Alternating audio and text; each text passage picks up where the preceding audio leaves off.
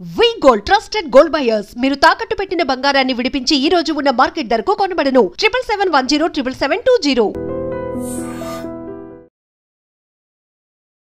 Welcome to iDream media. So జనరల్గా చిన్న చిన్న రెమెడీస్ బాగా పనిచేస్తాయని వాటిని ఫాలో అవుతూ ఉంటారు. దాంట్లో ముఖ్యంగా ఈ ఓక్రా వాటర్, బెండకాయ నీళ్ళు, అంతేకాకుండా బెండకాయలని రైస్లో కుక్ చేసి తీసుకోవడము, ఇలాంటి వాటి వల్ల షుగర్ తగ్గుతుంది, గట్ హెల్త్ పెరుగుతుంది అని చెప్తూ ఉంటారు.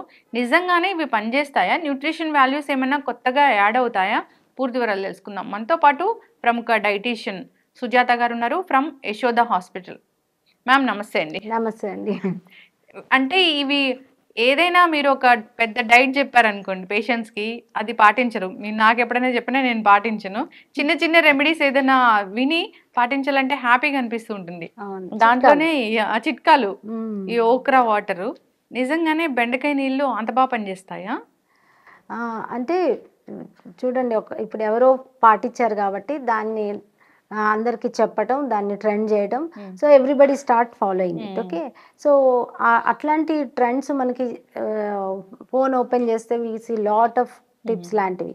కానీ మనం అర్థం చేసుకోవాల్సింది ఏంటంటే ఇవన్నీ కూడా when you have a healthy gut and healthy మనం డైట్ చేస్తూ ఇవన్నీ కూడా ఇంక్లూడ్ చేస్తే it will have some good impact. అంతేగాని మనం పొద్దున్న లేవడమే లేటు, బ్రేక్ఫాస్ట్ చేయము, ఏం తినము, కానీ ఓక్రా నీళ్ళు తాగేసి డే అంతా మనం బాగుండాలి అనుకుంటే ఇట్ మే నాట్ షో అంత ఇంపాక్ట్ ఉండకపోవచ్చు.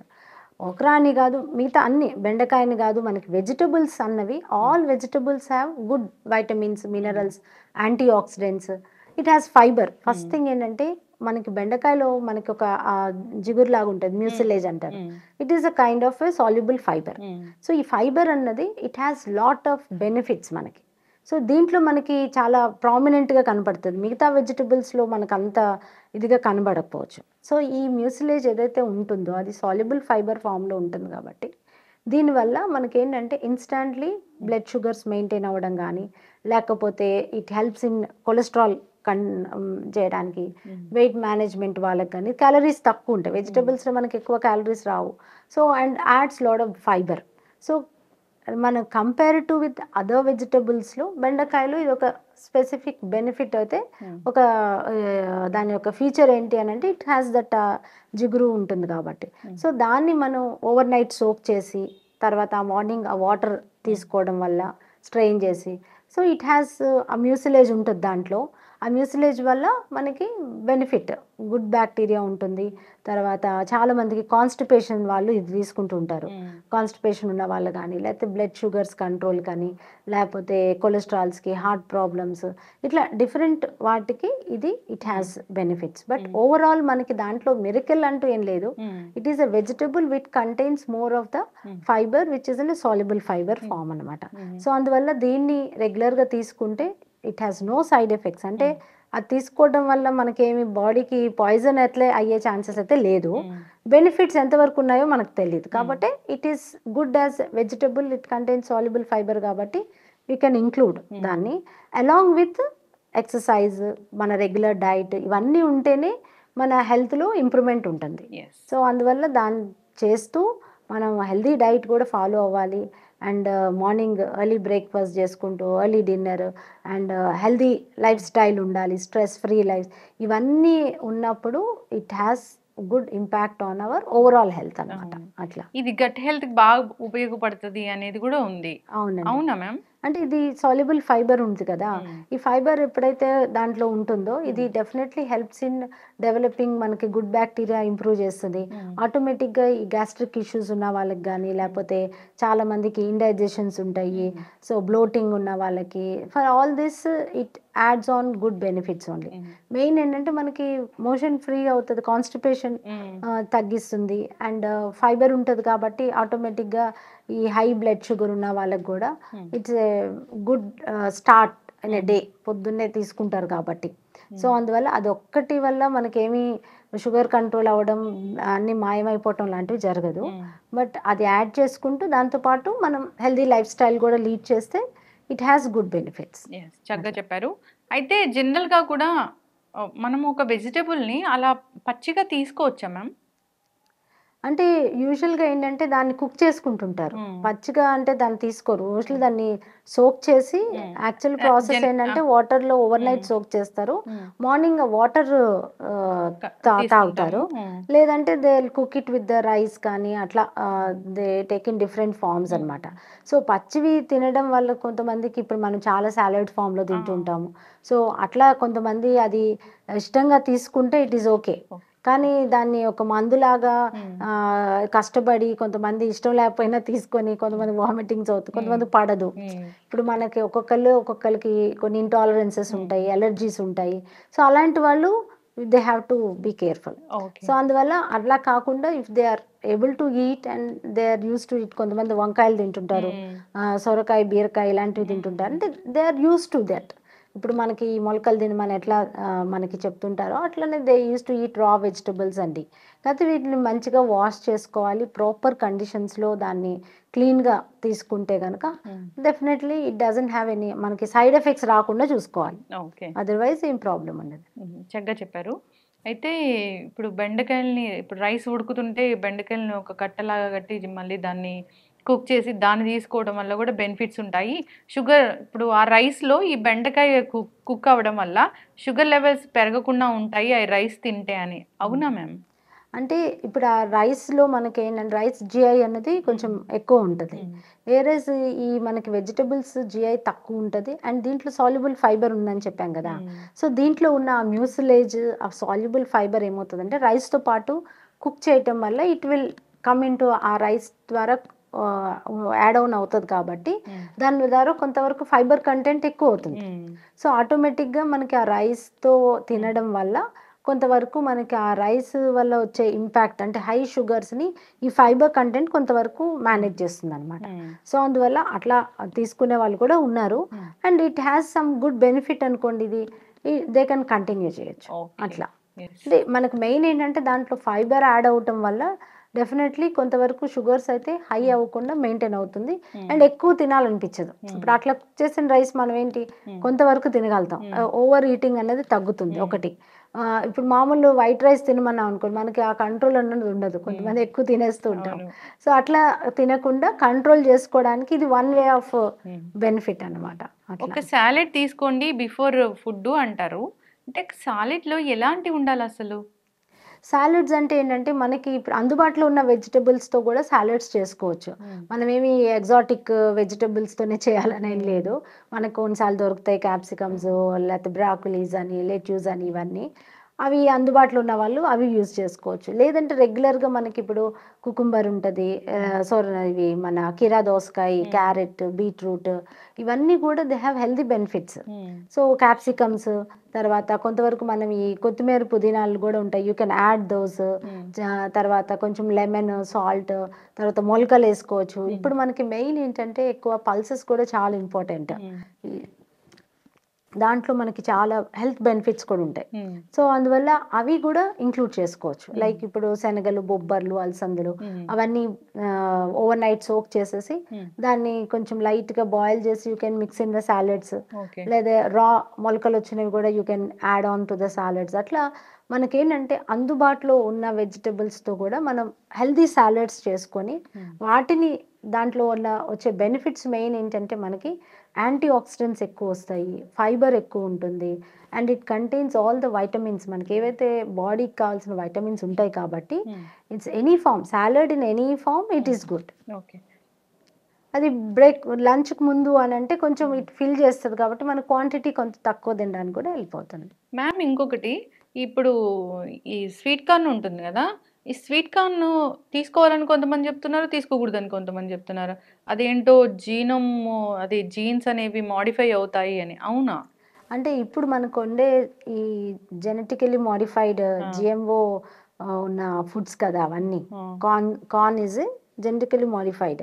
సో మనకి రెగ్యులర్గా ఉండే కార్న్కి అంటే మనకి ఏమంటారు కంట్రీ కార్న్కి ఇప్పుడు మనకి స్వీట్ కార్న్ దొరికేవి ఇవన్నీ కూడా చాలా వరకు మాడిఫైడ్ ఫుడ్స్ కాబట్టి ఇవి ఎక్కువ శాతం తినకుండా ఎప్పుడో ఒకసారి మన రెగ్యులర్ సాలడ్స్లో కానీ అట్లా ఒక స్నాక్ కానీ అట్లా ఇంక్లూడ్ చేసుకోవచ్చు. ఎందుకంటే ఇవన్నీ చాలా ఇంపోర్టెడ్ వెరైటీస్ ఉంటాయి. ఎందుకంటే popcorn it is widely used in other countries and all. So ఇప్పుడు పండించే వాళ్ళకి కూడా రైతులకి ఏంటంటే ఇవి జెనెటికలీ మాడిఫైడ్ తొందరగా క్రాప్ రావడానికి, అంటే they have to get benefit కదా, అందువల్ల రావడానికి కొన్ని వాటిలో ఈ సీడ్స్ అన్నీ కూడా కొన్ని చాలా వరకు హైబ్రిడ్ సీడ్స్ అంటారు కదా. సో అలాంటి సీడ్స్ కాబట్టి దానివల్ల కొంత ఇంపాక్ట్ ఉంటుంది అని అనుకుంటాం. కానీ మనం దాన్ని ఒక హెల్దీ ఫామ్లో తీసుకోవచ్చు. అండ్ ఇవన్నీ కూడా స్నాక్ ఐటమ్సే, దే నాట్ మెయిన్ మన మెయిన్ కోర్స్ కాదు కదా. మన మెయిన్ పిల్లలకి ఇవ్వాలంటే మనం ఇంత స్టోరీ తెలిసాక ఇవ్వాలా వద్దా అనే ఆలోచన వస్తుంది. అంటే చాలా మంది ఏంటంటే అండి KFC చికెన్లు ఇవ్వడానికి ఆలోచించరు.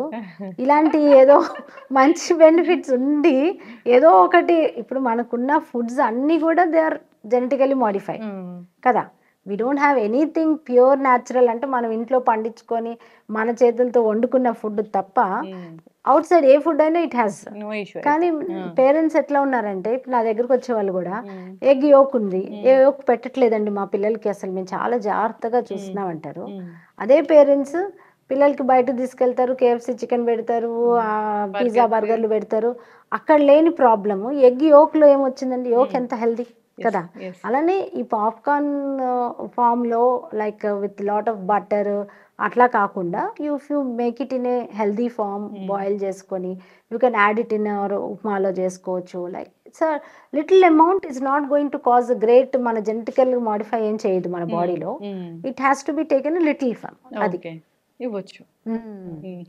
అంత ఎక్కువ ఆలోచించాల్సిన పని లేదు, అవసరం లేదు. అసలు చూస్తే అసలు ఏది జెనెటికల్లీ మాడిఫై కాంది, అన్ని హైబ్రిడ్స్ ఉన్నాయి. అవునండి. అదేదో మోస్ట్లీ ఏంటంటే it has lot of importing చేసుకోవాలి అదర్ కంట్రీస్ కంటే. It has to maintain those standards ఉండాలంటే. సో దాని సైజ్ ఎక్కువ ఉండాలి. అండ్ మనం పండించే రైతులకు కూడా they are educating them how to improve the quality of the sustainability ఎలా ఉండాలి. అండ్ ఇవన్నీ కూడా ఒక సైడ్ నడుస్తున్నాయి.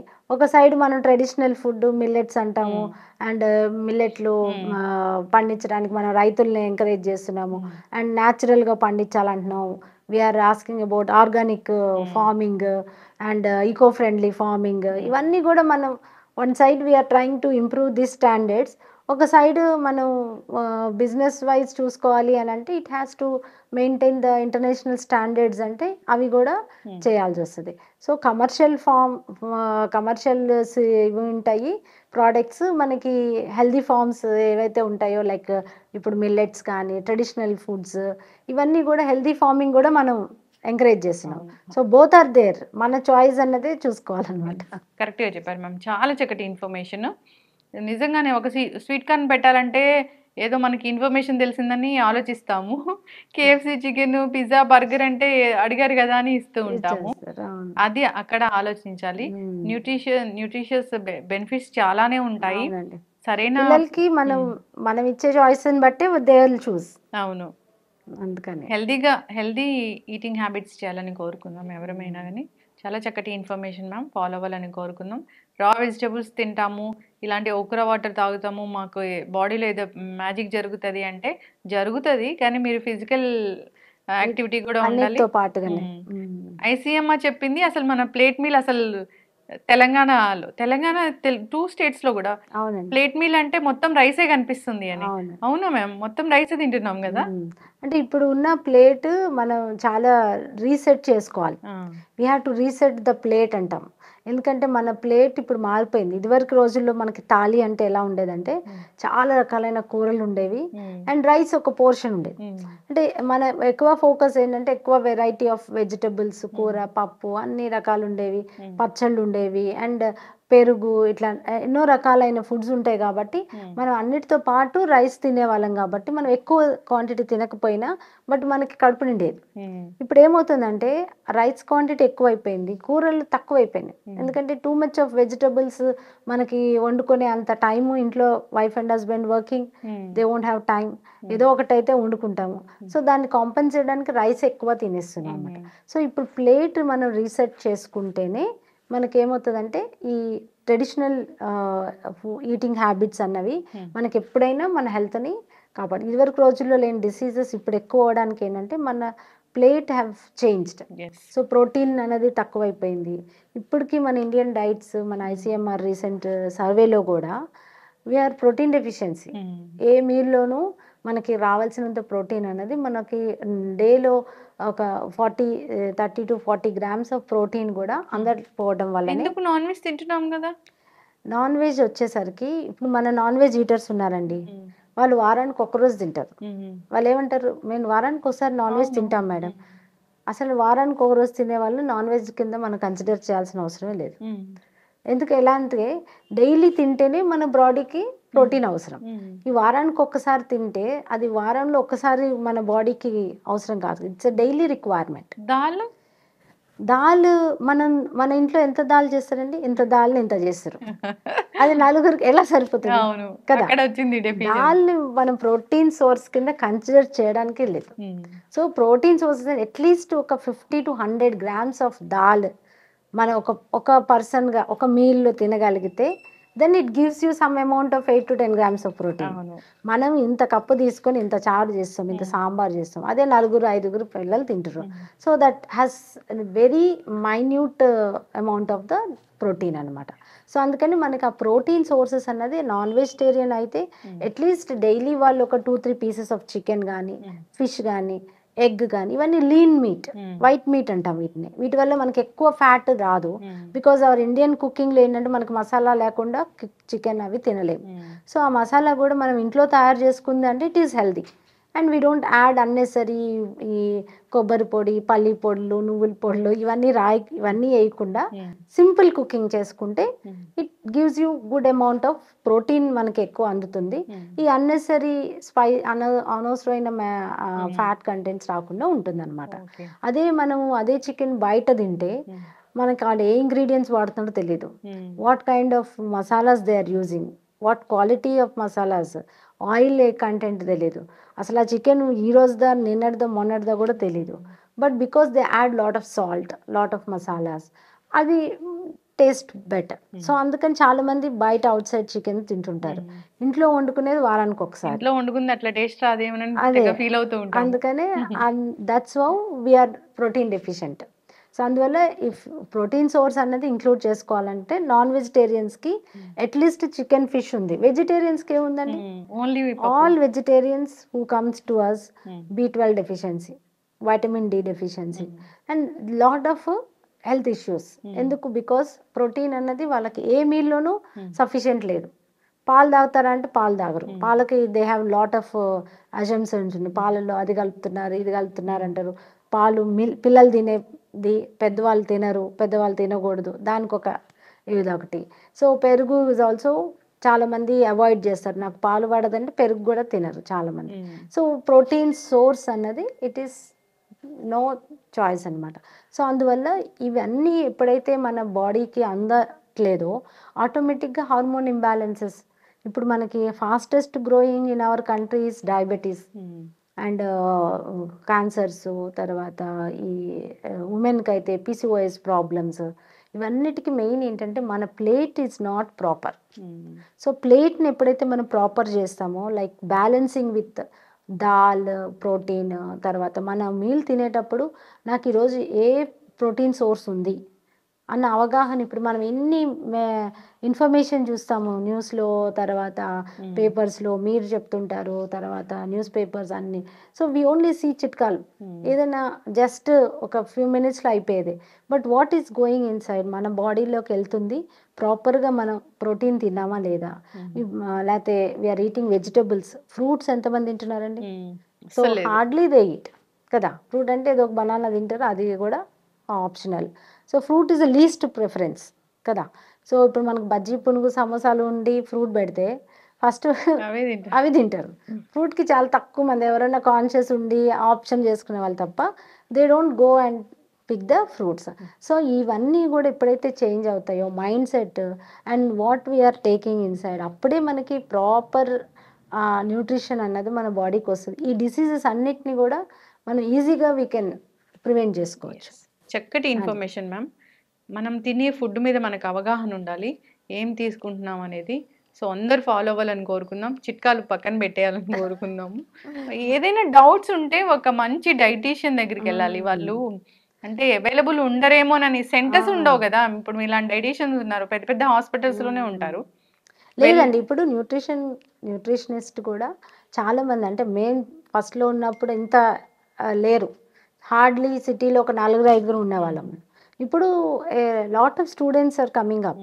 సో మనం ఏంటంటే డైటీషియన్ సర్వీసెస్ తీసుకోరు చాలా మంది. ఏంటంటే ఈ స్లిమ్మింగ్ సెంటర్స్ అని, లేకపోతే ఎవరైనా కొంచెం బాగా మేకప్ వేసుకొని చెప్తే అలాంటి వాళ్ళకి దే ఫాలో, వాళ్ళకి వర్కౌట్ అయిన డైట్ వాళ్ళు దే ట్రై టు ప్రమోట్. కానీ దట్ విల్ నాట్ వర్క్ కదా.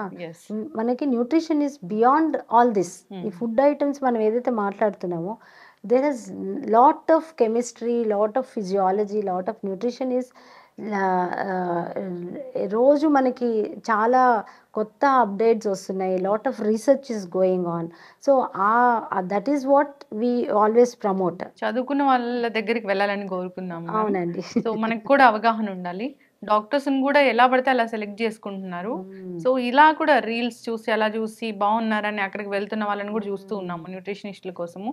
అలా కాదు, మంచి మంచి డైటీషియన్స్ ఉన్నారు, కాంటాక్ట్ చేయాలని కోరుకుంటున్నాను. సర్టిఫైడ్ డైటీషియన్స్ ఎవరైతే రిజిస్టర్డ్ డైటీషియన్స్ ఉంటారో, ఎందుకంటే వీ హ్యావ్ ఆల్మోస్ట్ ఒక 10 to 15 years ఆఫ్ స్టడీ ఉంటుంది. సో ఇవన్నీ కూడా ఇట్ విల్ హెల్ప్ఫుల్ కదా. సో బేసిక్ నాలెడ్జ్ ఉండే న్యూట్రిషన్ ఇస్ బియాండ్. ఇప్పుడు మనకి గ్లోబలీ చూస్తే nutrition is the fastest upcoming subjects ఏమన్నా ఉన్నాయో రీసెర్చ్ ఏది అని అంటే న్యూట్రిషన్ రీసెర్చ్ ఎక్కువ ఉంది. అందుకని దాన్ని మనం ఎక్కువగా ఎడ్యుకేషన్ తెలుసుకోవడం ఇట్ ఈస్ గుడ్. కొంతవరకు నాకు వచ్చే patients at least they know what is carbohydrates, proteins. ఈ కొత్త ఈ గూగుల్ నాలెడ్జ్ వల్ల కొంత నాలెడ్జ్ అయితే వస్తుంది, కానీ దాన్ని పర్ఫెక్ట్గా యూ హ్యావ్ టు బ్యాలెన్స్ చేసుకొని ఒక డైటీషియన్తో ప్రాపర్గా if you get it, definitely it will be beneficial. చక్కటి ఇన్ఫర్మేషన్ మ్యామ్, చాలా చక్కగా చెప్పారు. అందరూ ఫాలో అవ్వాలని కోరుకుంటున్నాం. ధన్యవాదాలు. థ్యాంక్ యూ అండి.